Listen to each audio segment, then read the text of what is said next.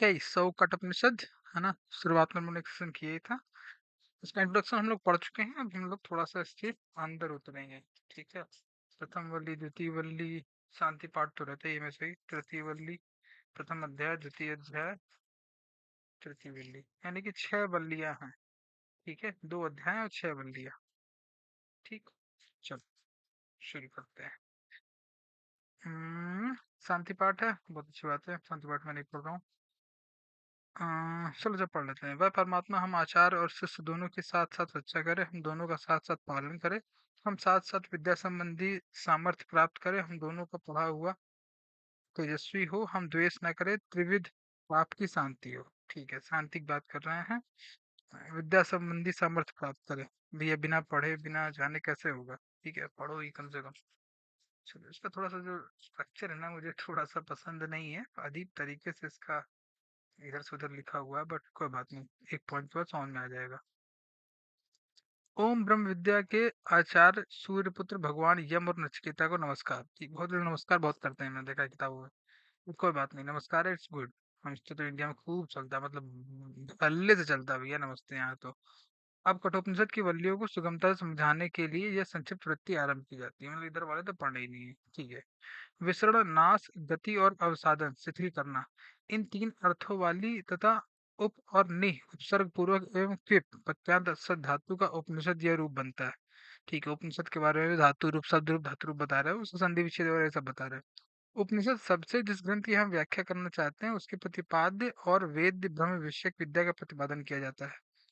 ठीक है, ब्रह्म विद्या है ना, बाहरी विद्या की नहीं, ब्रह्म विद्या की ज्यादा बातचीत है।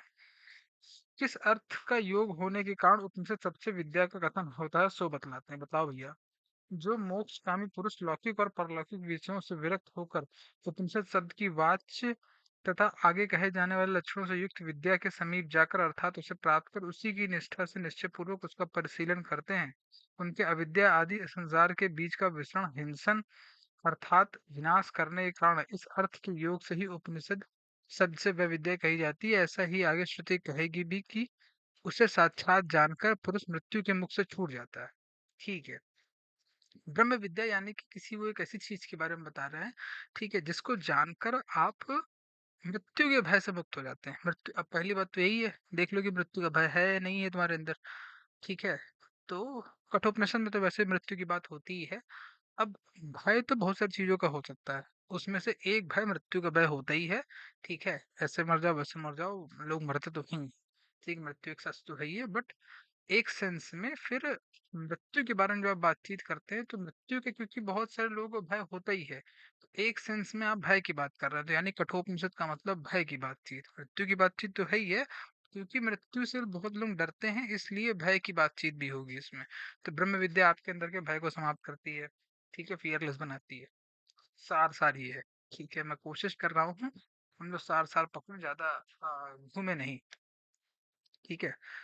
और वैसे भी मतलब पढ़ना तो वैसे भी अच्छा है ना। वीडियो देखने से अच्छा है पढ़ना। ही फिर पढ़ना होना चाहिए मेरे हिसाब से जीवन में। अदरवाइज अगर आप पढ़ने की आदत नहीं रखते हैं, मान लीजिए एक एग्जांपल बता रहा हूँ, तो फिर ऐसा तो नहीं है कि आपके दिमाग में कुछ जाएगा नहीं। मोस्ट लाइकली आप पाइएगा, जैसा कि मॉडर्न एज में ज़्यादा हुआ है, तब से भारत में स्पेशली है ना। पहले बिजली नहीं होती थी, बहुत सारे गाँवों में, शहरों में भी बहुत कम आती थी। टीवी नहीं होती थी, मोबाइल नहीं होता था, डेटा नहीं होता था।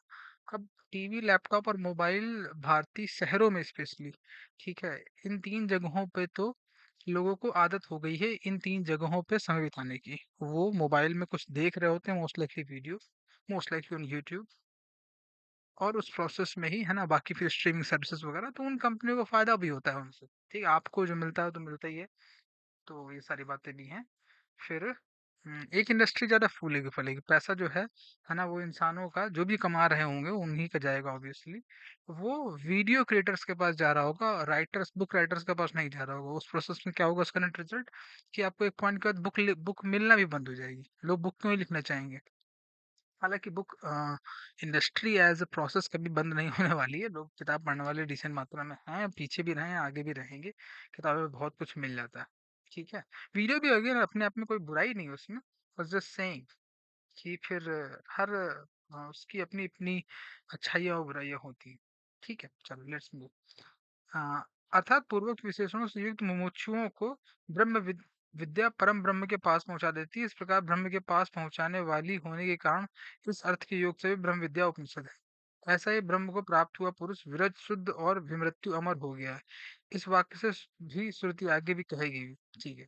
जो अग्नि भुवः आदि लोकों से पूर्व सिद्ध ब्रह्मा से उत्पन्न और ज्ञाता है, उससे संबंध रखने वाली विद्या जो कि दूसरे वर्ष से मांगी गई है और स्वर्ग लोक रूप फल की प्राप्ति के कारण रूप से लोकांतरों में पुनः पुनः प्राप्त होने वाले गर्भवास, जन्म और वृद्धावस्था का आदि उपद्रव समूह का अवसादन अर्थात शैथिल्य करने वाली है। अतः यह अग्नि विद्या भी सद धातु के अर्थ के योग से उपनिषद कही जाती है। ज्यादा कुछ नहीं समझ में आया, बस इतनी बात तो समझ में आई ही कि पढ़ने पढ़ाने की बात हो रही है, बातचीत हुई किसी विषय में। ठीक है।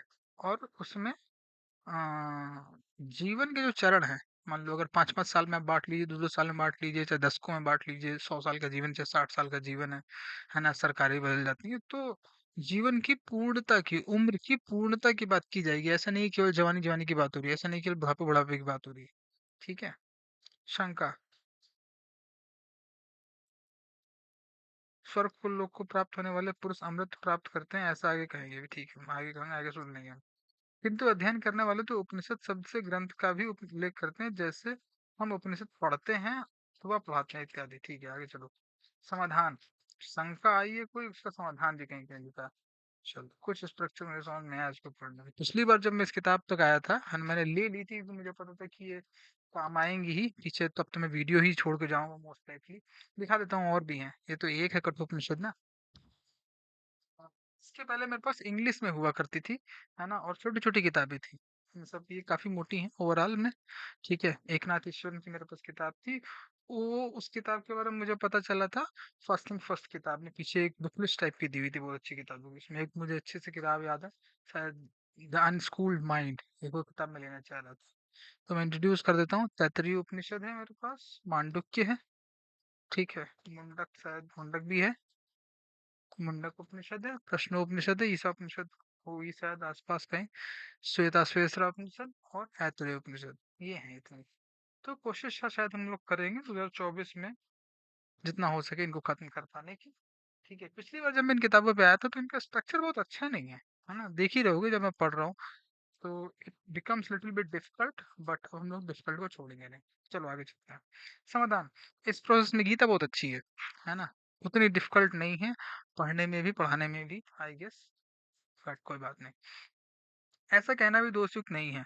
संसार के हेतुभूत अविद्या आदि के विसरण आदि जो कि सद धातु के अर्थ हैं, ग्रंथ मात्र में तो संभव नहीं है, किंतु विद्या में संभव हो सकते हैं। ग्रंथ भी विद्या के लिए ही है, इसलिए वह भी उस शब्द से कहा जा सकता है, जैसे आयु वृद्धि में उपयोगी होने के कारण घृत आयु ही है, ऐसा कहा जाता है। इसलिए उपनिषद शब्द विद्या में मुख्य वृत्ति से प्रयुक्त होता है तथा ग्रंथों में गौणी वृत्ति से। ठीक है। इस प्रकार उपनिषद शब्द का निर्वचन करने से ही विद्या का विशिष्ट अधिकारी बतला दिया गया है तथा विद्या का प्रत्यगात्मक स्वरूप परम ब्रह्म रूप विशिष्ट विषय भी कह दिया। इसी प्रकार इस उपनिषद का संसार की अत्यांतिक निवृत्ति और ब्रह्म प्राप्ति रूप प्रयोजन तथा इस प्रकार के प्रयोजन से इसका संबंध भी बतला दिया गया। अतः उपयुक्त अधिकारी विषय प्रयोजन और संबंध वाली विद्या को करामल कवत प्रकाशित करने वाली होने से ये कठोपनिषद की वल्लियां विशिष्ट अधिकारी विषय प्रयोजन और संबंध वाली है, सो हम उनकी यथामति व्याख्या करते हैं। अच्छा, तो ये अभी जो है ना, इन्होंने ये बताया कि ये उपनिषद है किसके लिए। ठीक है। और किस बारे में है। तो ये बता रहे हैं कि ब्रह्म विद्या है, ब्रह्म के बारे में है, जिन्हें इस सांसारिक दुखों से संसार से मुक्ति चाहिए, जो मुमुक्ष हैं उनके लिए है। क्या है ये? ब्रह्म विद्या है, ब्रह्म के बारे में बातचीत की जाएगी अभी लार्जली इसमें। ठीक है। और किनके लिए है ये? उनके लिए जिनको इस संसार में जो बहुत दुख हो रहा है, ठीक है, जो संसार में बहुत मजे में जी रहे हैं, उनके लिए एक्चुअली में ये है नहीं। ठीक है। जिनके जीवन में ठीक ठाक मात्रा में दुख है, डर है ना, वगैरह वगैरह की बातें हल्की फुल्की समझाइए, बाकी हम लोग आगे चलते हैं। हाँ, फिर है, प्रसिद्ध है कि एक शायद ये व्याख्या लिखी है, एक मूल लिखा रहता है, ऐसा कुछ है। हाँ, ठीक है। तो इसीलिए व्याख्या में कुछ थोड़ा सा अलग तरह का ही सिस्टम चल जाता है। और पीछे तो व्याख्या व्याख्या ही लिखी थी जो कि संस्कृत में लिखी हुई थी। इन दी फर्स्ट प्लेस? इसको किसी ने तो लिखा होगा ना। प्रकाशक है मिद्रक तो गीता प्लस गोरखपुरी है। ठीक है भाई, कोई दिक्कत नहीं है उसमें तो। ठीक है, हम गोरखपुरी घूम लिया जाए एक दिन ढंग से, मुझे लगता है बहुत दूर भी नहीं पड़ता है। चलो आगे चलते हैं। प्रसिद्ध है कि यज्ञ फल के इच्छुक वाजश्रवा ने वाजश्रवा के पुत्र ने अपना सारा धन दे दिया। उसका नचकेता नामक एक प्रसिद्ध पुत्र था। ठीक है, अब देखो यहाँ पे एक्सप्लेनेशन है, ये मूल वो है उपनिषद का पार्ट जो मैंने पढ़ा है। ठीक है, उसका व्याख्यान है। यहाँ जो आख्यायिका है वह विद्या की स्थिति के लिए, उशन अर्थात काम वाला है। हाँ, वह के निपात पीते वृत्तांत को स्मरण कराने के लिए है। वाज अन्न को कहते हैं, उसके दान आदि के कारण जिसका स्रव यानी यश हो उसे वाजश्रवा कहते हैं। ऐसा करते हैं, है ना। इसके व्याख्यान को मैं ज्यादा नहीं पढ़ता हूँ क्योंकि बहुत ज्यादा हो जाएगा आई गेस। हाँ, पढ़ने को मैं पढ़ सकता हूँ, कोई दिक्कत नहीं है। ठीक है। हाँ, कंप्लीट करने के सेंस में, क्योंकि हम लोग इसको बार बार कोशिश करेंगे रिपीट करने की। इसके साथ सही संबंध बनाने की कोशिश कर रहे हैं अभी हम लोग, है ना। तो मैं ऊपर ऊपर का पहले पढ़ लेता हूँ, यानी कि व्याख्यान नहीं पढ़ता हूँ, केवल मूल जो उपनिषद है उसको पढ़ लेते हैं। ठीक है। प्रसिद्ध है कि यज्ञ फल के इच्छुक वाजश्रवा के पुत्र ने यज्ञ में अपना सारा धन दे दिया। उसका नचिकेता नामक एक प्रसिद्ध पुत्र था। ठीक है। जिस समय दक्षिणा दक्षिणा स्वरूप गौवें ले जाई जा रही थी, उसमें यद्यपि अभी वह कुमार ही था, श्रद्धा का आवेश हुआ। वह सोचने लगा, जो जल पी चुकी है, जिसका घास खाना समाप्त हो चुका है, जिनका दूध भी दूह लिया गया है और जिनमें प्रजनन शक्ति का भी अभाव हो गया है, उन गौओं का दान करने से वह दाता जो आनंद आनंद शून्य लोक है उन्हीं को जाता है। तब वह अपने पिता से बोला, हे तात, आप मुझे किसको देंगे? इसी प्रकार उसने दोबारा तिबारा भी कहा। तब पिता ने उससे, मैं तुझे मृत्यु को दूंगा, ऐसा कहा। ठीक है। मैं बहुत से शिष्यों या पुत्रों में तो प्रथम मुख वृत्ति से चलता हूँ और बहुतों में मध्यम मध्यम वृत्ति से जाता हूँ। यम का ऐसा क्या कार्य है जिसे पिता आज मेरे द्वारा सिद्ध करेंगे? जिस प्रकार पूर्व पुरुष व्यवहार करते थे उसका विचार कीजिए, तथा जैसे वर्तमान कालीन अन्य लोग प्रवृत्त होते हैं उसे भी देखिए। मनुष्य खेती की तरह पकता, वृद्ध होकर मर जाता है और खेती की भांति फिर उत्पन्न हो जाता है। ब्राह्मण अतिथि होकर अग्नि ही घरों में प्रवेश करता है। उस अतिथि की यह शांति किया करते हैं। अरे भैया, इतना कठिन है, कैसे पढ़ पाएगा व्यक्ति। कोई बात नहीं, आगे चलते हैं। जिसके घर में ब्राह्मण अतिथि बिना भोजन किए रहता है, उस मंद बुद्धि पुरुष की ज्ञात और अज्ञात वस्तुओं की प्राप्ति की इच्छाएं, उनके संयोग से प्राप्त होने वाले फल, प्रिय वाणी से होने वाले फल, यज्ञ आदि इष्ट एवं उद्यान आदि पूर्व कर्मों के फल, तथा समस्त पुत्र और पशु आदि को वह नष्ट कर देता है। नहीं समझ में आया मुझे भाई। हे ब्राह्मण, तुम्हें नमस्कार हो, मेरा कल्याण हो। तुम नमस्कार योग्य अतिथि होकर भी मेरे घर में 3 रात्रि तक बिना भोजन किए रहे। अतः एक एक रात्रि के लिए एक एक करके मुझसे 3 वर मांग लो। ये भी राज्य आ गए, बीच में कहीं छूट रहा है कुछ शायद।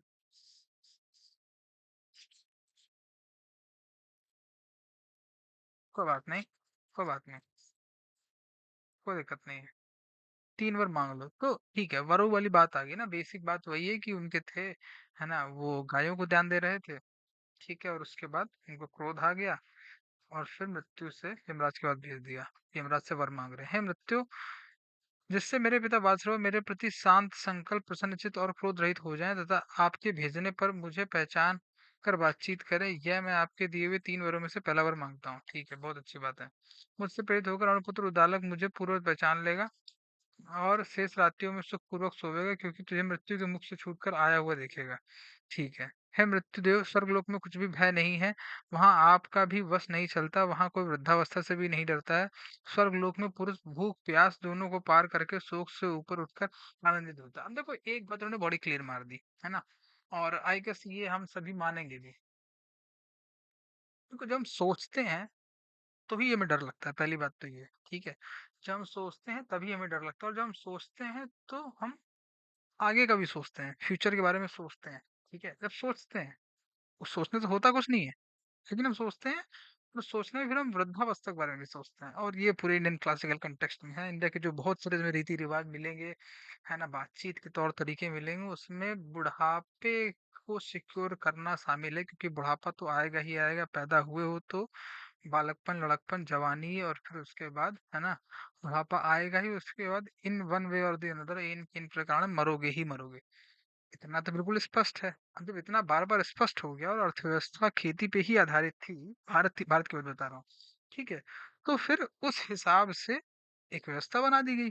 ठीक है, व्यवस्था बना दी गई और उस व्यवस्था वो व्यवस्था अभी भी चल रही है, जिसमें जिसके बिल्कुल केंद्र में ये शामिल है कि बुढ़ापा आराम से कट जाए हमारा।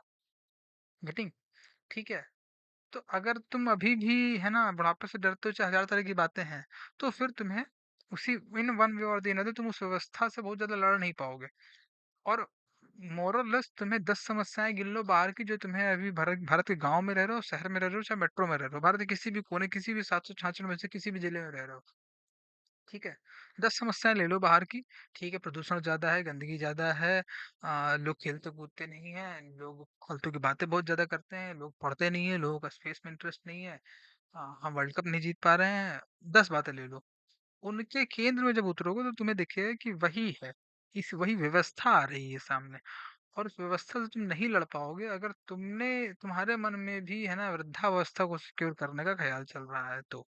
ठीक है, तो ये बात है, वृद्धावस्था का डर, बुढ़ापा कैसे कटेगा, बुरा तो नहीं कटेगा, इस बात का डर, बुढ़ापे को लेके, है ना। बुद्ध ने भी बुढ़िया को देखा था, बूढ़े व्यक्ति को देखा तो उन्होंने पूछा था कि मैं भी बूढ़ा हो जाऊं, तो कहा, हाँ सर। तो बुढ़ापा एक सेंस में बहुत लोगों को स्पिरिचुअल बना, स्पिरिचुअलिटी डायरेक्शन में फेंक देता है। खैर आगे चलते हैं। स्वर्ग लोक में पुरुष भूख प्यास दोनों को पार करके शोक से ऊपर उठकर आनंदित होता है। पानी नहीं मिलेगा, खाना नहीं मिलेगा।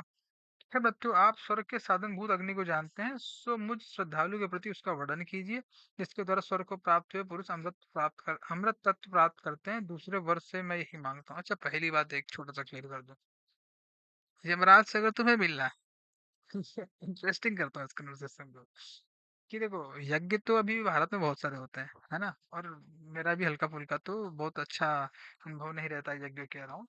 ठीक है, जो पूरा, है ना, सिस्टम रहता है, वो थोड़ा सा शोरगुल ज्यादा हो जाता है मेरे हिसाब से, मुझे दिक्कत होती है थोड़ी सी। आप शायद थोड़ी कम हो, किसी तो बहुत ही ज्यादा होती थी।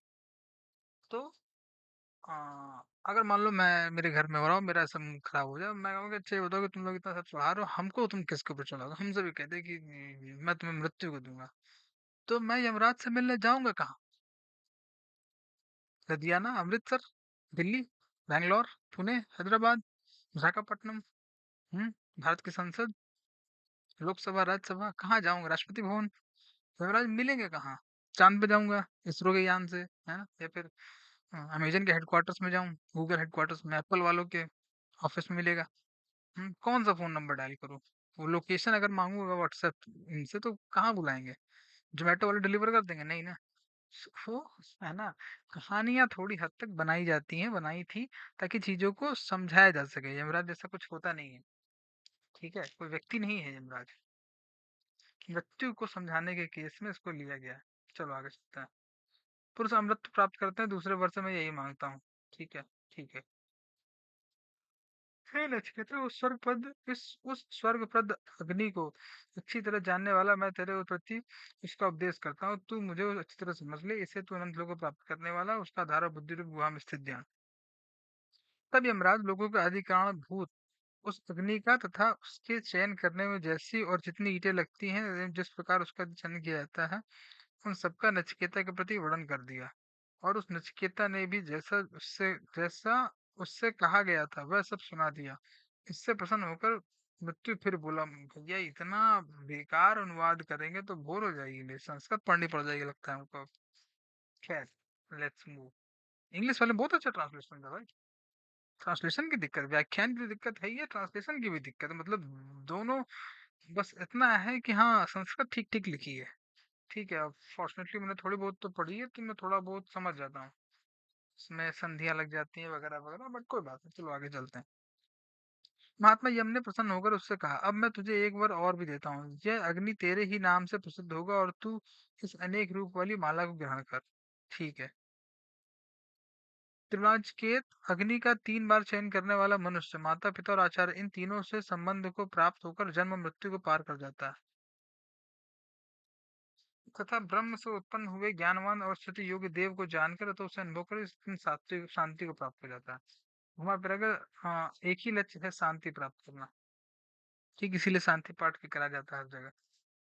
जो तृणाचिकेत विद्वान अग्नि के इस त्रय को, यानी कौन ईंटें हो, कितनी संख्या में हो और किस प्रकार अग्नि चयन किया जाए, इसको जानकर नचिकेत अग्नि का चयन करता है। वह देवपात से पूर्व ही मृत्यु के बंधनों को तोड़कर शोक से पार हो स्वर्गलोक में आनंदित हो जाता है। देवपात से पूर्व ही मृत्यु के बंधनों को तोड़कर शोक से पार हो जाता है भैया।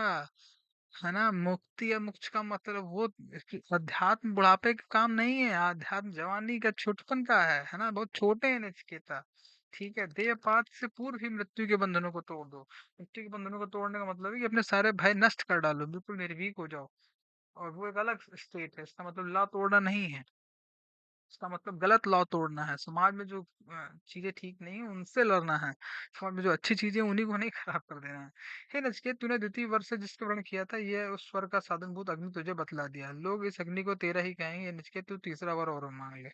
बिल्कुल ही बेकार ट्रांसलेशन है, बट कोई बात नहीं। हाँ, वीडियो से शायद बेहतर है फिर भी। मरे हुए मनुष्य के विषय में जो ये संदेह है कि कोई तो कहते हैं कि रहता है और कोई कहते हैं नहीं रहता है, आपसे शिक्षित हुआ मैं इसके जान सकूं, मेरे वरों में ये तीसरा वर है।